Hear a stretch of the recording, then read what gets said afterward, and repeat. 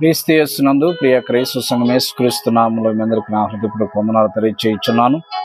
క్రీస్తు బోధన మా యూట్యూబ్ ఛానల్ మీరు వీక్షిస్తున్నారని, ఆత్మీయంగా ఆశీర్వదించబడుతున్నారని నేను నమ్ముతున్నాను.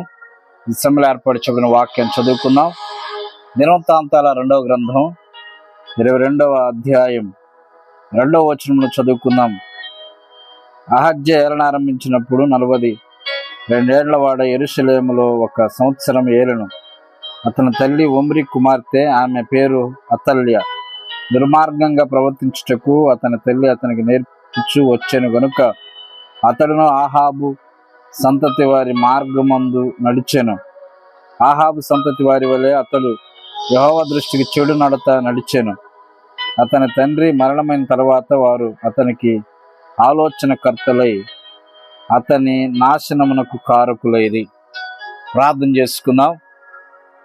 ప్రేమగల మా దేవ పరిశుద్ధుని తండ్రి, వందనాలు చెల్లిస్తున్నాం. కృప చూపించండి నాయన. మరి యూట్యూబ్ ద్వారా ఎంతమంది నీ వాక్యాన్ని వీక్షించాలని ప్రభా, శ్రద్ధతో నీ మాటలు వినాలని ఆశ కలిగి ఉన్నారు. నీ మాటలు వినగలిగే చెవిని గ్రహించే మనస్సును వారికి దయచేయండి ప్రభా. నీ సేవకులు నా ఆత్మచేత నింపి నా నోటి నీ మాట ఉంచి నీ వాక్యం అర్థమయ్యే రీతిలో సూటిగా స్పష్టంగా తేటగా మాతో మాట్లాడి మహిమ పొందమని యేసు నామములో ప్రార్థిస్తున్నాము తండ్రి, ఆమేన్. క్రీస్తు యేసునందు ప్రియమైన క్రైస్తవ సంఘమా,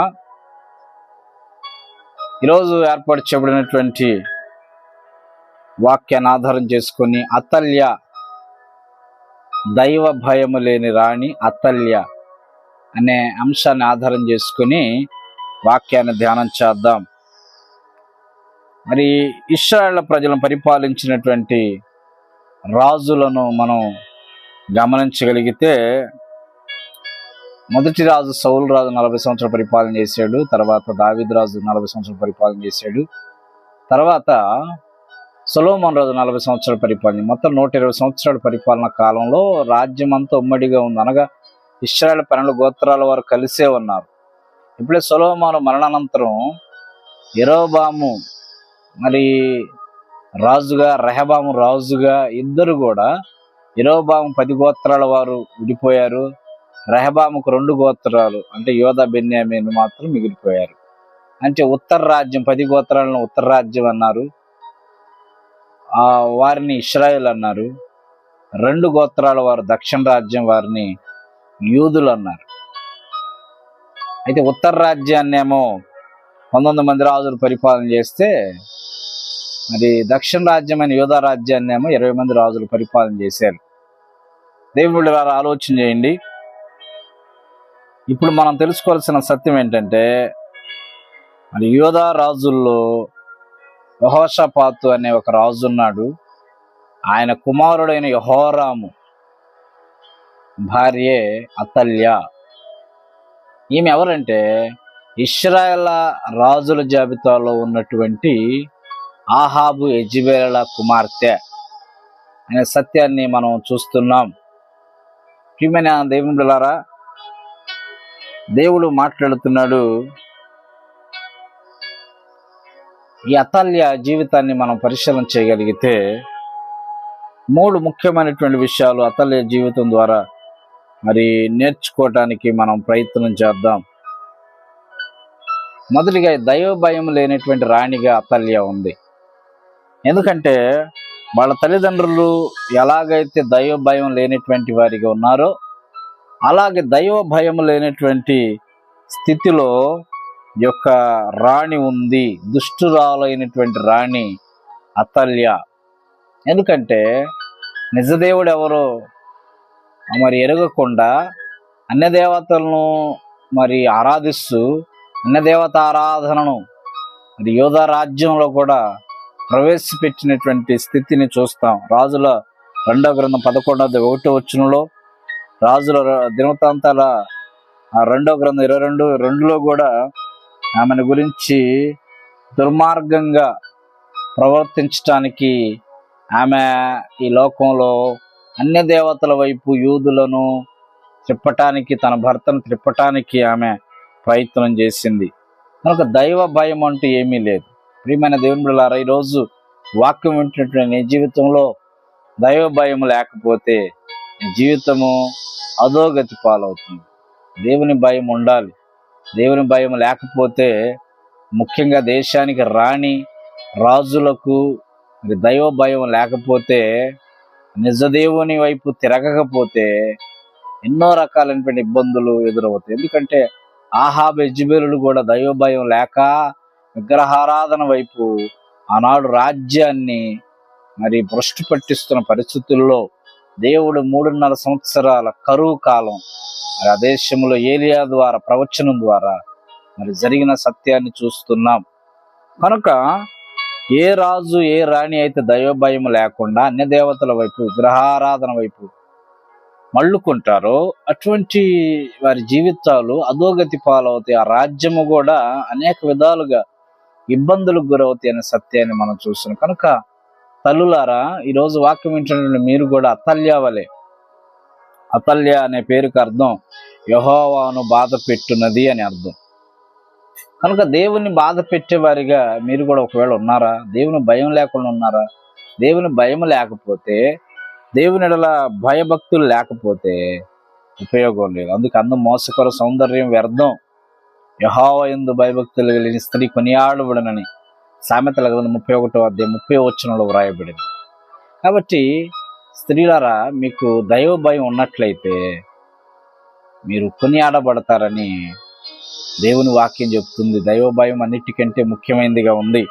రెండవదిగా, ఈమె విగ్రహారాధన వైపు తన భర్తను కూడా మార్చింది. దినవృత్తాంతం 2వ గ్రంథం 21:6 తన భర్త కూడా అన్య దేవత విగ్రహాల వైపు తిరిగాడు అన్నమాట. చూడండి, భార్య తలుచుకుంటే ఏదైనా చేయగలదు కదా. ప్రతికూల పరిస్థితుల్లో మరి భర్త దైవ సంబంధమైన భయం కలిగి నిజదేవుని ఆరాధిస్తే తన భర్తను కూడా పూర్తిగా మరి లోకం వైపుకు మార్చేసి, ఈరోజు వాక్యం వింటున్నటువంటి నీవు నీ జీవితంలో నువ్వు ఎలా ఉన్నావు? నీ భర్తను మనస్సు మార్చాలి. ఎటువైపు? దేవుని వైపు, లోకంలో ఉన్న దేవుని వైపు మార్చాలి. పేతురు రాసిన పత్రికలో కూడా అదే వ్రాయబడింది. వాక్యం లేకుండానే నడవడి వలన తన పురుషులను రాబట్టవచ్చునను. కనుక ఈరోజు స్త్రీలారా, నీ పురుషుడు అనగా నీ భర్త దేవుని వైపు తిప్పావా? ఎంతో కాలం మందిరం కోసం ప్రార్థన చేస్తున్న విశ్వాసురాలుగా ఉన్నావు. నీ భర్త దేవుని వైపు తిరిగాడా?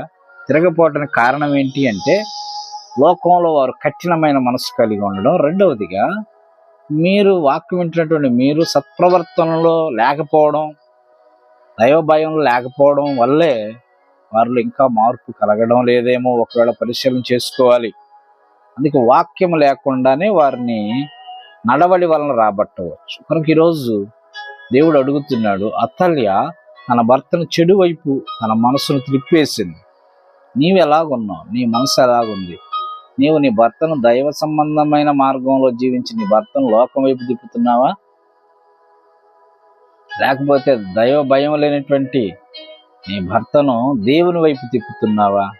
ఎలాగుందో నీ ప్రవర్తన పరిశీలన చేసుకోమని దేవుని యొక్క వాక్యాన్ని బట్టి నేను మీకు తెలియచేయుచున్నాను. అదేవిధంగా మనం గమనించాలి, భర్త అనే దేవత ఆరాధనను జరిగించుచు తను కూడా మృతి చెందిన సందర్భాన్ని మనం చూస్తాం. ప్రియ దేవుని బిడ్డలారా, తాను మృతి చెందక ముందు అహజ్య అనే ఒక కుమారుడు మరి అతల్య యెహోరాముకు జన్మించాడు. కుమారుని భ్రష్టురాలుగా పెంచింది, భ్రష్టుడిగా తయారు చేసింది. అంటే కుమారుణ్ణి సరైన మార్గంలో పెంచలేదు. తల్లిదండ్రులు ఏది చేస్తే పిల్లలు అది చేస్తారు. తల్లిదండ్రులు దైవ భయం లేకపోతే, తల్లిదండ్రులు విశ్వాసులుగా లేకపోతే, తల్లిదండ్రులే దేవుడు అంటే ప్రేమ లేకపోతే, తల్లిదండ్రులే నిజ దేవుని ఆరాధించకుండా లోకం వైపు తిరిగితే పిల్లలు మరి ఎలా ఉంటారు? అందుకే దినవృత్తాంతం 2వ గ్రంథం 22 కూడా అహజ్య 42 ఏళ్ళు పరిపాలన చేసినప్పుడు 42 ఏళ్ల వాడై, అంటే 42 సంవత్సరాలు వయస్సు కలిగినటువంటి అతల్య తన తల్లి చిన్నప్పటి నుండి దుర్మార్గంగా ప్రవర్తించుటకు అతని తల్లి అతనికి నేర్పుచూ వచ్చెను గనుక అతను ఆహాబు సంతతి వారి మార్గం నందు నడుచుచూ వచ్చెను. యెహోవా దృష్టి చెడు నడతను. తల్లిదండ్రులు మరి చిన్నప్పటి నుండే మరి తన భార్యకు, అంటే తన అహజ్య తన కుమారుడికి చెడు నడతను నడిపించింది. చెడు నడతలో, చెడు త్రోవలో నడిపించింది. తద్వారాగా తాను కూడా చెడ్డవాడైపోయాడు, దుర్మార్గంగా నడుచుకోవడం అలవాటైపోయింది. అందుకే దేవుడు మాట్లాడుతున్నాడు, పిల్లలారా, తండ్రులారా, మీ పిల్లలను ప్రభు శిక్షలో బోధలో పెంచండి. ఎఫెసీ పత్రిక 6:1-4 వచ్చినాడు అదే వ్రాయబడింది. సామెతల గ్రంథం 22:6లో కూడా బాలు నడుస్తూ త్రోవాడికి నేర్పోడు, పెద్దవాడైన దానిలో తొలగిపోడని దేవుడు మాట్లాడుతున్నాడు. కనుక నీ పిల్లలకు ఏ మార్గం నువ్వు చూపిస్తున్నావు, ఏ విధంగా పెంచుతున్నావు? దుర్మార్గంగా పెంచుతున్నావా? మంచి వ్యక్తిగా తయారు చేస్తున్నావా? నీ పిల్లలు కేవలం నీకే కాదు, తల్లిదండ్రులకు, సంఘానికి, సమాజానికి, దేశానికి ఉపయోగపడాలి, దేవుని రాజ్య వ్యాప్తి కొరకు ఉపయోగపడాలి. అతల్య తన కుమారుణ్ణి మరి దుర్మార్గుడిగా పెంచింది. అందుకే చరిత్రలో మాకు పనికి మారిన తల్లిగా చరిత్రలో మిగిలి. అంతేకాదు, తన మనమడుగులు పుట్టాడు. తన మనమడును కూడా చంపటానికి ఆమె ప్రయత్నం చేసిందనే సత్యాన్ని మనం గుర్తుపెట్టుకోవాలి. అయితే తన దాది దగ్గర అతను దాచబడ్డాడని బైబిల్లో వ్రాయబడిన సత్యాన్ని చూస్తున్నాం. కనుక ఈ ప్రాతకాల సమయంలో ఈరోజు మరి వాక్యాన్ని వింటున్నటువంటి నీవు ఎలాగున్నావు? యూట్యూబ్ ద్వారా వాక్యాన్ని వీక్షిస్తున్నావు కదా. ప్రియమైన స్త్రీలారా, ఒకవేళ నువ్వు స్త్రీవైతే అతల్య వల్ల నువ్వు ఉన్నావేమో. అతల్య దైవభయం లేనిదిగా ఉంది. అతల్య తన భర్తను విగ్రహారాధన వైపుకు త్రిప్పింది తన మనస్సును. అతల్య తన కుమారుణ్ణి దుష్టుడిగా పెంచింది. కనుక చరిత్రలో ఆమె ఒక పనికి మారిన రాణిగా, దైవ భయం లేని రాణిగా ఆమె జీవించింది. తన కుమారుడు చనిపోయాడు. తన కుమారుడు అర్ధాంతరంగా చనిపోవటానికి కారణమైంది. తన తల్లిదండ్రులు చేసిన విగ్రహారాధన వైపు తిప్పింది. వాళ్లే అతను నాశన కారకులయ్యారని. తన కుమారుడు శత్రువుల చేతికి అప్పగింపబడి చనిపోయాడు. తన కుమారుడు చనిపోయాడని కోపంతో మరి ఆ రాజ్యంలో అనేక మంది రాకుమారులను ఆమె చంపింది. మనకు ఆలోచించేయండి, ఈరోజు అతల్య చరిత్రహీనురాలుగా, దైవ భయములే రాణిగా చరిత్రలో మిగిలింది. కనుక స్త్రీలారా, ఈరోజు నువ్వు వాక్యం వినే వ్యక్తివైన స్త్రీవైతే నువ్వు ఎలాగున్నావు పరిశీలించుకో, పరీక్షించుకో. అతల్య వలె దైవ భయము లేనటువంటి స్థితిలో ఉండొద్దు. దైవ భయం కలిగి, దైవ భీతి కలిగి కుటుంబాన్ని ప్రభు కొరకు కట్టుకోవాలని, నడిపించాలని ప్రభు పేరట జ్ఞాపకం చేస్తూ ఈ మాటలు ముగిస్తున్న దేవుడు తన పరిశుద్ధమైన మాటలు మన వినికిల్లో దీవించును గాక. ప్రార్థన చేసుకుందాం. ప్రేమ కలిగిన మా దేవ, పరిశుద్ధమైన తండ్రి, వందనాలు చెల్లిస్తున్నాం. రానటువంటి అతల్య దైవ భయం లేనిదిగా ఉంది నాయన. విగ్రహారాధన వైపు తన భర్త మనసును త్రిప్పింది. కుమారుడిని భ్రష్టుడిగా పెంచింది నాయన. ఈరోజు వాక్యం ఇచ్చినటువంటి ప్రియబిడల జీవితాన్ని పరిశీలన చేయండి నాయన. వాక్యాన్ని బట్టి వారిని సంధించండి. ఒకవేళ వారు స్త్రీలైతే దైవ భయంతో వారు బ్రతుకుతున్నారు లేదు నైనా, తమ భర్తలను లోకం నుండి దేవుని తరచు తిప్పుతున్నారు లేదు, ప్రభు పిల్లల్ని ఏ విధంగా పెంచుతున్నారు నాయన పరిశీలన చేసుకోవడానికి సహాయం చేయండి. వాక్యాన్ని బట్టి నాయన వారు తండ్రి తమ ప్రవర్తన సరి చేసుకోవటానికి నీకు ఇష్టలుగా వారు జీవించడానికి సహాయం ఇచ్చింది. నీ వెలుగును ప్రకాశింపజేయమని వారు చేయించిన ప్రతి ప్రయత్నంలో నీ సన్ని తోడుగుంచి కుటుంబాలను ప్రభు జ్ఞానం చొప్పున కట్టుకోవడానికి, నడిపించుకోవడానికి కృప చూపించమని, దేవా నీ గొప్ప ఆశీర్వాదాలు వారి కుటుంబానికి దయచేయమని యేసు నామంలో ప్రార్థిస్తున్నాం తండ్రి. ఆమేన్. తండ్రి, కుమారుడు, పరిశుద్ధాత్మను త్రియేక దేవుని సదాకాలం దేవుని సన్నిధి తోడై ఉండి దేవుడు మిమ్మల్ని దీవించి దైవ భయములో ఈ కుటుంబాలను కట్టుకున్నట్లుగా దేవుని కృప తోడై ఉండి బలపరచునుగాక. ఆమేన్.